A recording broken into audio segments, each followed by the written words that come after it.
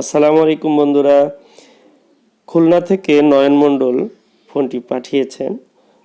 তিনি একজন স্টুডেন্ট, তো তার ফোনটি হঠাৎ করে বন্ধ হয়ে যায়। এরপর আমার সাথে ফেসবুক অথবা ইউটিউবের মাধ্যমে আমার কন্ট্যাক্ট পেয়ে উনি যোগাযোগ করেন এবং কি বন্ধ হওয়া মাত্রই আমাকে জানান যে ফোনটি এভাবে হঠাৎ করে অফ হয়ে গেছে, তো এখন আমার করণীয় কী।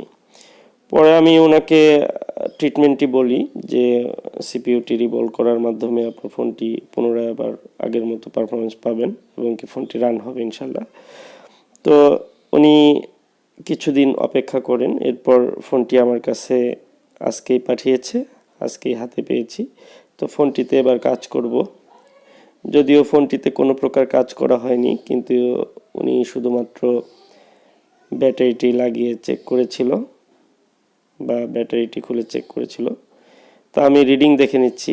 15-16 যেটি 4 ডিজিটের মিটারে আসছে 160 বা 150।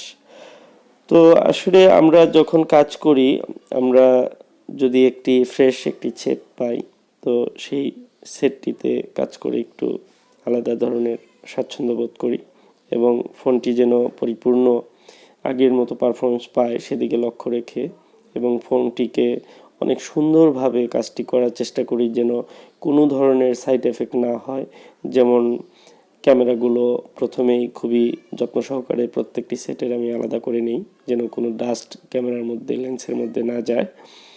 এরপর যে স্টিলগুলো ঢাকনাগুলো থাকে, এই শেলগুলো আমি কেটে নিই, যতটুক না কাটলেই নয়, যতটুকু আমার প্রয়োজন ঠিক ততটুকুই কেটে নিই। এটির ক্ষেত্রেও ব্যতিক্রম কিছু নয়, সেভাবেই কেটে নিলাম। তো ফোনটিতে আমি যে রিডিং পেলাম তাতে কোনো কিছু কাজ না করে আমি সরাসরি চলে যাব সিপিইউর দিকে।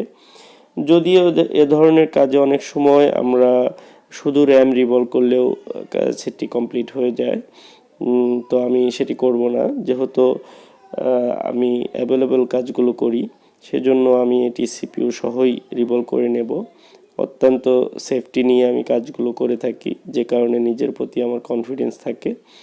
ইতিপূর্বে আমার ভিডিওগুলো দেখে হয়তো আপনারা সেটি একটু হলেও ধারণা পেয়েছেন। আর যারা আমার ভিডিওগুলো নতুন দেখছেন তাদেরকে বলবো অবশ্যই আমার চ্যানেলটি সাবস্ক্রাইব করে রাখবেন। মোবাইল রিলেটেড যে চিপসেটগুলো বা প্রসেসরগুলো আমি অ্যাভেলেবল রিপেয়ার করে থাকি রিবলিংয়ের মাধ্যমে। অনেক পোকো ফোনগুলো বিশেষ করে যে প্রবলেমগুলো হচ্ছে, আপনি যদি পোকো ইউজার হয়ে থাকেন আর আপনার ফোনে যদি কোনো প্রবলেম নাও থাকে, অবশ্যই আমার চ্যানেলটি সাবস্ক্রাইব করে রাখবেন, কারণ পোকো রিলেটেড অনেক ইস্যু যেগুলো আসবে সেগুলো আপনারা হয়তো জানতে পারবেন এই ভিডিওর মাধ্যমে। আরেকটি বিষয় হলো যে বর্তমানে পোকো সেটগুলো যেগুলো ডেড হয়ে যাচ্ছে, সেগুলো যে সিপিইউ র্যামের মধ্যে যে বলগুলো বা পেস্টগুলো ব্যবহার করা হয়, সেগুলোর কোনো একটি ফল্টের কারণে আমি মনে করি যে এই সেটগুলো ডেড হয়ে যাচ্ছে। কারণ ম্যাক্সিমাম পোকো ফোনগুলোতেই Poco X2, X3, X3 Pro যে ফোনগুলো আছে, এগুলোতে আমরা সিপিইউ রিভলভ করেই পুনরায় আবার ভালোভাবে সব কিছু পারফরমেন্স পাচ্ছেন সবাই। তো এর মানে হচ্ছে আপনার আইসিতে কোনো প্রবলেম নেই, আইসিটি কিন্তু অবশ্যই ভালো আছে। আর এই ফোনগুলো আমরা অত্যন্ত যত্ন সহকারে আমি যে চিপসেটগুলো রিবোলিং করে থাকি, এতে করে আপনার 5%ও আপনার একটি আইসির ক্ষতি হওয়ার সম্ভাবনা থাকে না। কারণ আমি কয়েক স্তরের সেফটি নিয়ে আমি কাজ করে থাকি, যেগুলো আগামীতে হয়তো ভিডিওগুলোতে স্পষ্ট করে দেব। আর ইতিপূর্বে যে ফোনগুলো কাজ করা হয়েছে, সেই ফোনগুলোতে আমাকে কাজ করতে গিয়ে বিভিন্ন ধরনের ভোগান্তি পোহাতে হয়েছে বা কাজগুলো আমি সাকসেস করতে পারিনি, কারণ তারা যেভাবে কাজ করেছে সেখানে বিভিন্ন ধরনের ফল্ট ছিল। তো সেই বিষয়ে আলোচনা করব আগামী কোনো এক ভিডিওতে, অবশ্যই আমার সাথে থাকবেন। আর আজকের মতো এই কাজটি এনজয় করুন, দেখুন ফোনটি কমপ্লিট হয় কি না। তো আমি প্রথমে র্যামটি খুলে নিয়েছি, এবার আমি সিপিইউটি তুলে নেব। অত্যন্ত স্মুথলি এই সিপিইউটি তুলতে হয়, যদি একটু প্রেশার বেশি পড়ে যায় সিপিইউটি খারাপ হয়ে যেতে পারে। আপনারা জানেন একটি প্রসেসরের ভিতরে অসংখ্য লক্ষ লক্ষ ট্রানজিস্টরের মাধ্যমে, রেজিস্টর ট্রানজিস্টরের মাধ্যমে একটি প্রসেসর সংগঠিত হয়। যারা ইলেকট্রনিক্সে পড়ালেখা করেছেন তারা অবশ্যই বিষয়টি জানবেন। তো এই ট্রানজিস্টরের যে লাইনগুলো সেগুলো যদি একটু বাঁকা হয়ে যায় সেক্ষেত্রে খারাপ হয়ে যেতে পারে, কারণ এগুলো গ্লাসের হয়ে থাকে। আর গ্লাসের ভিতরে যে একটি আবরণের মতো, সেটি যদি একটু বেশি আঘাত লাগে তাহলে খারাপ হয়ে যাওয়ার সম্ভাবনাটাই বেশি, যে কারণে অত্যন্ত স্মুথলি এই আইসিগুলো রিমুভ করতে হয়। এরপর আইসি রিমুভ হয়ে গেলে নিচের যে গ্লু কাটিং করতে হয় বা রিবলিংয়ের পেস্টগুলো যেগুলো লেগে থাকে সেগুলো পরিষ্কার করার সময় অত্যন্ত যত্ন সহকারে এগুলো করতে হয়, কারণ আমরা যে গ্লু কাটার বা যার মাধ্যমে আমরা পরিষ্কার করি সেটির যদি একটু বেশি আঁচড় লেগে যায় তাহলে অবশ্যই মাদারবোর্ডের লাইনগুলো শর্ট হয়ে যেতে পারে বা একটি বল আর একটি বলের সাথে শর্ট হয়ে যেতে পারে। তবে আমি নতুন যে ফোনগুলো পেয়েছি, মানে ইনটেক যে ফোনগুলো পেয়েছি যেগুলো ইতিপূর্বে কাজ করা হয়নি, সেই ফোনগুলো আমি সম্পূর্ণভাবেই নতুন করে রিবলিং করে লাগিয়েছি। আর একটি বলের মধ্যেও কোনো সমস্যা হয়নি, কারণ আমি যে টুলস আইটেম ব্যবহার করি সর্বোচ্চ ভালো মানের টুলস আইটেম ব্যবহার করার চেষ্টা করে থাকি। আপনারা দেখতে পাচ্ছেন আমি যে শোল্ডারিং উইক ব্যবহার করছি, এই শোল্ডারিং উইক যদি অরিজিনাল ইউজ না করেন সেক্ষেত্রে আপনাদের একটি বল আরেকটি বলের সঙ্গে জুড়ে দিতে পারে, বা যে লেয়ারটি থাকে মাদারবোর্ডে একটি কালার দিয়ে কোডিং করা থাকে, এটি যদি উঠে যায় তাহলে একটি বল আরেকটি বলের সঙ্গে সংযুক্ত হয়ে যায়। ইতিপূর্বে অনেক এ ধরনের মাদারবোর্ড আমি পেয়েছি। তো আমি যেগুলো কাজ করেছি একটিতেও এরকম শর্ট হয় না, কারণ আমি অত্যন্ত সফটলি এই কাজগুলো করে থাকি। আর বিশেষ করে এই পোকো বা এমআই ফোনগুলোর যে মাদারবোর্ডগুলো এগুলো অত্যন্ত ভালো মানের হয়ে থাকে, কারণ এই মাদারবোর্ডগুলোতে আইসি রিমুভ করে পুনরায় আবার রিবল করে লাগিয়ে কোনো ধরনের লাইন টিপস ওঠার সম্ভাবনা খুবই কম থাকে, কারণ এটি ব্ল্যাক পেস্টিং আঠা দিয়ে আইসিগুলো লাগানো থাকে। আর যেগুলো স্যামসাংয়ের আইসিগুলো থাকে সিলিকনের যে আঠাগুলো দেওয়া থাকে যে আইসিগুলোতে, সেগুলো উঠাতে গেলে অনেক সময় লেগ বা প্রিন্ট উঠে যায়। এটি আপনারাও জানেন, যারা কাজ করেন তাদের এই অভিজ্ঞতা অবশ্যই হয়েছে, কারণ সেই গ্লুগুলো আরও অনেক জটিল। যা হোক, আমি এবার সিপিইউটি পরিষ্কার করে নিচ্ছি, কারণ এই প্রসেসরের ক্লিনিং প্রসেসটা এটি অত্যন্ত সূক্ষ্মভাবে করতে হয়। ইতিপূর্বে আমি যে মাদারবোর্ডগুলো পেয়েছি বা কাজ করা ফোনগুলো পেয়েছি সেগুলোতে আমি লক্ষ্য করেছি যে এই প্রসেসরের মধ্যে যে বলগুলো থাকে সেই বলগুলোতে বেশ সজোরে আঘাত লেগে অনেকগুলো বল শর্ট হয়ে গেছে, অথবা বলের নিচের যে লেয়ারগুলো সিপিইউর গ্রাউন্ড লাইনগুলো সেগুলো বের হয়ে আসছে। এবং অনেক ক্ষেত্রে দেখা গিয়েছে যে রিবলিংয়ের সময় তাদের বলগুলো স্টেনসিলের সাথে আটকে থেকে টিপসহ বলগুলো উঠে গেছে, এরকমও আমি পেয়েছি। তো আগামীতে এ ধরনের একটি ভিডিও আপনাদের সাথে আমি শেয়ার করব। তো আমি ইনটেক যে ফোনগুলো পাই সেগুলোতে আমি সর্বোচ্চ সতর্কতার সাথে কাজ করে থাকি। আর আমার যে ইনস্ট্রুমেন্ট টুলস আইটেম এবং আমার যে হ্যান্ড স্কিল, আমার যে দক্ষতা, সেগুলো দিয়ে সর্বোচ্চ দিয়ে আমি চেষ্টা করে থাকি একটি ফোনকে রিপেয়ার করার। এরপরেও যদি কোনো ফোন যেগুলো না হয় সেগুলো আমি মনে করি যে সেগুলো আসলে আমার চেষ্টার কোনো ত্রুটি ছিল না, সেখান থেকে আমার যতটুকু করণীয় ছিল আমি সবগুলোই চেষ্টা করেছি।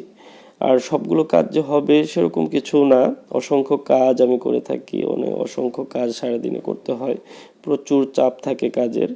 এর মাঝে কিছু কাজ হবে কিছু কাজ হবে না, এটি স্বাভাবিক বিষয়, এর জন্য আমি কখনো মন খারাপ করি না। তবে হ্যাঁ, আমার যেন কোনো ত্রুটি না থাকে, আমার জন্য কোনো ভুল না থাকে সেদিকে আমি সবসময় লক্ষ্য করি, কারণ এখন পর্যন্ত আমি বিভিন্ন কাজের উপরে নতুন নতুন দক্ষতা এবং নতুন নতুন প্রসেস আমি করি, যেগুলো অ্যাপ্লাই করে দেখি যে সবচেয়ে সহজ এবং নিরাপদ উপায়ে কিভাবে একটি কাজকে সম্পূর্ণ করা যায়। রিবলিং প্রসেসের ক্ষেত্রে আগে আমি মাস্টার রিবল প্লেট দিয়েই বেশিরভাগ রিবল করতাম, সেক্ষেত্রে আমার অনেক পেস্ট ওয়েস্টেজ হতো, যে কারণে আমি এটির যে অ্যাকুরেট যে রিবলিং প্লেটটি কোয়ালকমের 8150 সেটি আমি নিয়ে নিয়েছি। আর আসলে রিবলিং অ্যাভেলেবেল বিভিন্ন আইসির করতে হয়, যে কারণে মাস্টার রিবলিং প্লেটটা আমি বেশি ইউজ করে থাকি। তো দেখুন, এক কর্নারে আমার বল বেরিয়ে আসছে। এই কর্নারটিতে হয়তো বা একটু উঁচু ছিল, যে কারণে সমস্যা হয়েছে। তো আমি এখানে একটু পেস্ট দিয়ে আবার পুনরায় রিবল করে নেব। একটি কাজে অনেক সময় আছে যে আপনার একটি কাজ এক চান্সে না হলে দ্বিতীয় চান্সে করতে হয়, বা পুরো কাজটি প্রক্রিয়াটি 1 থেকে 2 বার 3 বার করা লাগতে পারে। একটি প্রবাদ বাক্য আছে, একবার না পারিলে দেখো শতবার। তো আমি খুব সহজে একটি সেটের কাছে আমি হার মানি না, আমি চেষ্টা করি সর্বোচ্চ দিয়ে যেন কাজটি ট্রাই করার। যদিও একটু সময় লাগে, অনেকের কাজগুলো অনেক লম্বা সময় নিয়ে আমি রাখি অনেক সময়। আর যে কাজগুলো একদম ইনটেক থাকে, ফ্রেশ থাকে, সেই কাজগুলো সর্বোচ্চ একদিনের মধ্যে আমি করে ফেলি। বিশেষ করে কুরিয়ারের যে ফোনগুলো আসে আমাদের, সেই কাজগুলো আমরা যেদিন হাতে পাই সেদিনই কাজগুলো করে দেওয়ার চেষ্টা করি, যদি আপনার সেটটি ফ্রেশ থাকে, কোনো বাড়তি কাজ না করতে হয়। কারণ দেখুন, একটা সেটের বিভিন্ন অংশ থাকে, সেগুলো অনেক কিছু ভেরিফাই করতে হয়। যখন আপনার সেটটি কাজ করা থাকবে, তাহলে আমার প্রথমে রিডিং দেখে আমাকে বুঝতে হবে, এবং পুরো মাদারবোর্ডটিকে অ্যানালাইসিস করতে হবে, ভালোভাবে ভেরিফাই করতে হবে কি কি কাজ হয়েছে, কোথায় কোথায় প্রবলেম থাকতে পারে, কোথাও কোনো শর্ট আছে কি না, কোথাও কোনো কম্পোনেন্টস মিসিং আছে কি না। অনেক কিছু লক্ষ্য করে একটি কাজে হাত দিতে হয়। সেক্ষেত্রে একটি কাজ করা ফোনে কাজ করা অনেক জটিল, যেটি হয়তো একটি কাজে কোনো সময় আপনার স্বচক্ষে দেখলে হয়তো বুঝতে পারবেন। আর যে সেটগুলো ফ্রেশ থাকে, যেগুলোতে কোনো কাজ করা হয়নি, সেই সেটগুলোতে কাজ করতে অনেক অল্প সময় লাগে এবং অনেক সুন্দরভাবে কাজটি সম্পন্ন করা যায়, এবং কনফিডেন্টলি বলা যায় যে না, কাজটি অ্যাকুরেট হয়েছে, ভালো চলবে। আর যে কাজগুলো অতীতে কোনো কাজ করেছে, সেগুলোর অনেক ভেরিফাই করতে হয়, অনেক অংশের প্রবলেম থাকতে পারে, যেমন camera, charging, light, flash light, এই সেই অনেক কিছু প্রবলেম থাকতে পারে। তো সেক্ষেত্রে আমাকে অতীতে যারা কাজ করেছে তাদের হিস্টোরি না জানা থাকলেও কাজগুলো করা একটু কঠিন হয়ে যায়। তো যা হোক, আমার সিপিইউটি লাগানো কমপ্লিট হয়ে গেছে। এই ফোনটি মূলত নয়ন মণ্ডল যিনি পাঠিয়েছেন, ওনার সাথে আমার কথা হয়েছে। তো উনি ফোনটিকে আমার কাছে পাঠাবেন জন্য বেশ কয়েকদিন ওয়েট করেছে, কারণ উনি একজন স্টুডেন্ট। ওনার যে এটির যে চার্জ, সেটি দেওয়ার জন্য অ্যাবিলিটি ছিল না হয়তো, সেই কারণে একটু সময় নিয়েছে। আর স্টুডেন্টদের জন্য আমি এক্সট্রা একটু ডিসকাউন্ট করে থাকি, কারণ আমি নিজেও এখনও পর্যন্ত মনে করি নিজে একজন স্টুডেন্ট, কারণ আমি যে কাজই হোক এখনও শিখছি। আর যদিও স্টুডেন্ট লাইফটি অনেক আগেই শেষ করেছি, মাস্টার্স কমপ্লিট করার পরে আর লেখাপড়া করা হয়নি। তো চেষ্টা ছিল আসলে অনেক কিছু করার, হয়তো বা পারিনি। নসিবে আছে আমার এই মোবাইল রিপেয়ারিং, সেজন্য আপনাদের সাথে মোবাইল রিপেয়ারিং করে যাচ্ছি, আর চেষ্টা করে যাচ্ছি মানুষের উপকারে কাজ করার জন্য। হয়তো চিরদিন আমি বেঁচে থাকবো না, কিন্তু এই কাজগুলো আর মানুষের ভালোবাসা, দোয়াগুলোই আমার থাকবে সারা জীবনের জন্য। সেই লক্ষ্যে আমি প্রতিনিয়তই চেষ্টা করি সকলের কাজগুলো যেন খুব সুন্দরভাবে করে দিতে এবং সুসম্পর্ক বজায় রাখতে। আর যাদের কাজগুলো হবে না, তারা অবশ্যই মন খারাপ করবেন না, কারণ আমি আমার সর্বোচ্চ দিয়ে আপনাদের ফোনগুলো রিপেয়ার করার চেষ্টা করে থাকি। কারণ সব ফোন ঠিক হবে এরকমও না, আমি বলে দিচ্ছি আবারও। অনেকে অনেক আশা নিয়ে হয়তো পাঠাতে পারেন, তবে আমি বলে থাকি যে আপনার ফোনটি যতই রিপেয়ার করা হোক না কেন, যদি আপনার আশা থাকে, তাহলে একটু একবারের জন্য জীবনের শেষ চিকিৎসা হিসাবে আমার কাছে পাঠাতে পারেন। আমি চেষ্টা করে দেখতে পারি, হয়তো হলে হতেও পারে, নাও হতে পারে। আর যে ফ্রেশ সেটগুলো আছে, যেগুলোতে এই প্রবলেমগুলো হচ্ছে, সেই ফোনগুলো অথবা স্যামসাংয়ের যে ডাবল ডেকার সিপিইউগুলো যে ফল্টগুলো হচ্ছে বর্তমানে, হ্যাঙ্গিং প্রবলেম বা ডেড ইস্যু, হিট দিয়ে হয়তো 10-12 দিন 15 দিন ভালো চলে, এরপর আবার অফ হয়ে যায়, এই ফোনগুলো কিন্তু সিপিইউ রিবল করে অ্যাভেলেবেল হচ্ছে। আর আইসির উপরে আমি কাজ করি, প্রায় 15-20 বছর যাবৎ আমি কাজ করছি। সেখানে আমার দীর্ঘ সময়ই চলে গেছে আইসি লাগানোর উপরে। যখন স্যামসাংয়ের 6600 বা N70 মডেলের ফোনগুলো ছিল, সেই সময় থেকে আমি ডিসপ্লে আইসি, কিপ্যাড আইসি, 6300 মডেলের কিপ্যাড আইসি, মানে এগুলো অ্যাভেলেবেল করেছি এক সময়। যারা টেকনিশিয়ান ছিল লোকালি আমার শহরে, তারা আমার কাছ থেকে এই কাজগুলো করিয়ে নিত। যেই সুবাদে আমি সবসময় আইসি লাগানোর উপরে থাকার কারণেই হয়তো বা আমি আইসির কাজগুলো একটু বেশি করে থাকি, বা এখানে দখল হয়তো আমার একটু বেশি বলতে পারি। তারপরেও আমি মনে করি আমার কোনো কৃতজ্ঞতা নেই, সম্পূর্ণ আল্লাহ তাআলার কৃতজ্ঞতা। তো আমার সিপিইউ লাগানো যেহেতু হয়েছে, আমি একটু রিডিংটা চেক করে নিব। দেখুন এলইডি ব্লিঙ্ক করছে, তার মানে সিপিইউটি ভালো আছে বলতে পারি, আর আশা করতে পারি ফোনটি ঠিক হবে। ধৈর্য সহকারে আমার সাথেই থাকুন, দেখতে থাকুন ফোনটি রিপেয়ার হয় কিনা, সম্পূর্ণ হয় কিনা। ভাই নয়ন মণ্ডল, উনি হয়তো আমাকে বারবার ফোন দিচ্ছে, আমি আসলে রিসিভ করতে পারছি না ফোনটি। কারণ হচ্ছে যে আমি যখন কাজ করি তখন আমি একটু বিজি মুডেই থাকি, আমি জাস্ট ওই সময়ে ফোন রিসিভ করা বা অন্য কোনো প্রসঙ্গ এর মধ্যে জুড়ে দেওয়ার চেষ্টা করি না। সর্বোচ্চ সিকিউরিটি নিয়ে, নিরাপত্তা নিয়েই আমি কাজ করি, যেন ফোনটিকে রিপেয়ারটা আমি সাকসেসফুলি করতে পারি। তো যেই ফোন দিক বা নয়নমণ্ডল ভাই, উনি আমাকে হয়তো টেক্সট করছেন বা উনি টেনশনে আছেন ফোনটি আমি হাতে পেলাম কিনা, কারণ ফোনটি হাতে পাওয়ার পরে ওনার সাথে আমার কন্ট্যাক্ট হয়নি। তো আমি ওনার ফোনেই কাজ করছি, তো ওনার পেশেন্ট যেহেতু আমার চেম্বারে, আমি অপারেশন করছি, তো আমি ওনাকে এখন ফোন না দিলেও চলবে। আমি আশা করি সুসংবাদটি শোনাতে পারবো। ধৈর্য সহকারে আপনারাও সাথে থাকুন, দেখুন ফোনটি রিপেয়ার হয় কিনা। আর রিপেয়ার হওয়ার পরে আমি ওনাকে অবশ্যই একটি কল দিয়ে জানাবো যে আপনার ফোনটি কমপ্লিট হয়েছে। সে পর্যন্ত একটু ধৈর্য ধরে আমরা অপেক্ষা করি। র্যামটি এবার আমি লাগিয়ে নিচ্ছি, খুবই অল্প সময়ের মধ্যে আমার কাজটি শেষ হয়ে যাবে ইনশাল্লাহ। আর র্যামটি বসানোর সময় অবশ্যই অনেক সতর্কতার সাথে পোলারিটি দেখে কোন দিকে বসেছিল সেদিকে খেয়াল রেখে অবশ্যই লাগাতে হয়। আর র্যামটি যেহেতু 4টি অংশ সমান হতে হবে, সেজন্য অবশ্যই চারদিকে খেয়াল রাখে তারপর র্যামটি লাগাতে হবে, যেন কোনো দিকে বের হয়ে না থাকে, তাহলে বলগুলো শর্ট হয়ে যেতে পারে। আর এই র্যামের লাইন শর্ট হয়ে গেলে কিন্তু ফোনটি রান হবে না, ওভার রিডিং আসতে পারে, অথবা 1 2 3 এরকম রিডিং এসে বসে থাকতে পারে। তো যা হোক, আমার র্যামটি সোল্ডারিং করে নিচ্ছি। র্যামটি সোল্ডারিংয়ের জন্য আমি আইসিটি স্মুথলি প্রথমে হিট দিয়ে নিলাম, এরপরে ফাইনালি র্যামটি লাগানো শেষ। এই র্যামটি আমি এখন একটু ঠান্ডা করে নেব, কারণ আমরা যখন একটি প্রসেসরে আমরা লাগাই আইসিটি বা যে কোনো কাজ করি মাদারবোর্ডে, সেক্ষেত্রে আমাদের কুলিং প্রসেসটা প্রয়োজন। কারণ হচ্ছে যে অতিরিক্ত টেম্পারেচারে প্রত্যেকটি কম্পোনেন্টসের ভ্যালু চেঞ্জ হয়ে যায়, একটি রেজিস্টরের মান চেঞ্জ হয়ে যেতে পারে, ক্যাপাসিটর উত্তপ্ত হয়ে সেটির ভ্যালু চেঞ্জ হয়ে যেতে পারে। সেক্ষেত্রে অবশ্যই আমাদেরকে একটু ঠান্ডা করার জন্য সময় দিতে হবে। অন্ততপক্ষে একটি মিনিমাম টেম্পারেচার চলে আসার পর 80 ডিগ্রি বা 100 ডিগ্রি আসলেও আপনি একটি কাজ হয়তো করতে পারবেন, কিন্তু 80-60-র মধ্যে এনে তারপরে ফোনটি রান করা উচিত। যাই হোক, আমি যথারীতি পাওয়ার সাপ্লাই দিয়ে আবার রিডিং চেক করে নিচ্ছি, এটি খুবই প্রয়োজন। কোনো আবার রিডিং নেই, আমি ডাইরেক্ট পাওয়ার দিচ্ছি এবার। আলহামদুলিল্লাহ, দেখুন আমার ফোনটিতে পোকো লেখা চলে আসছে। তো আমার একটি কনফিডেন্স ছিল যে ফোনটি ঠিক হবে, এরপরেও বলা যায় না, কারণ একটি ফোন তো ইলেকট্রনিক্স একটি ডিভাইস, কোনো ওয়ারেন্টি গ্যারান্টি নেই। তারপরেও আমি ট্রাই করি।